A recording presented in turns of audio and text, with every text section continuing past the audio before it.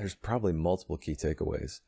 Trust in your subconscious, I think, is a good one, because that was one thing I set out to do in that series, is not outline. So I would choose a piece of artwork and I would just go, and whatever happened, happened.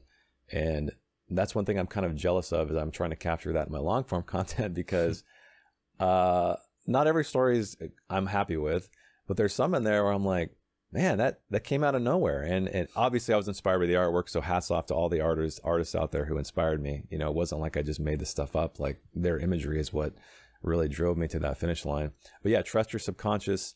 I think working with constraints is a good thing. So I always said these stories had to be exactly 1,000 words. That's hard to do.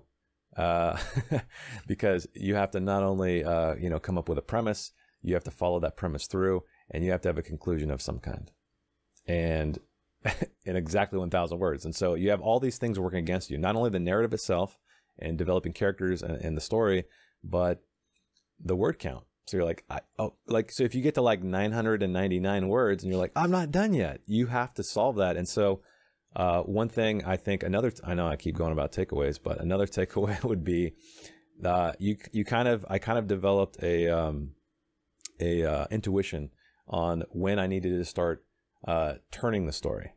So when I needed to start having the story, pivot and head toward its end. And so when I saw that 500 word count, I'm like, okay, I need to start kicking this thing into gear. I'm not saying it always begins that way. Sometimes I was super inspired and my fingers were flying, and I'd hit like 700 words and be like, oh crap, I have to get to the end of this. How am I going to solve this in 300 words? So that's another thing. Sometimes you just have to go. The story will find you. Also, yeah, I think it's incredibly useful to have constraints in writing. So in this case, it was a word count, because it forces you to be creative within that. When you have, you're trying to write a novel and there's no limit, you can go as long as you want. Sometimes it's difficult to know when to end it, or am I bloating the story more than it needs to be? Is it shorter than it needs to be? All of these things. So I highly encourage anybody, go write a short story. The prompting, like written prompts for me never really worked. I'm a very visual person. I try to bring that to my writing too.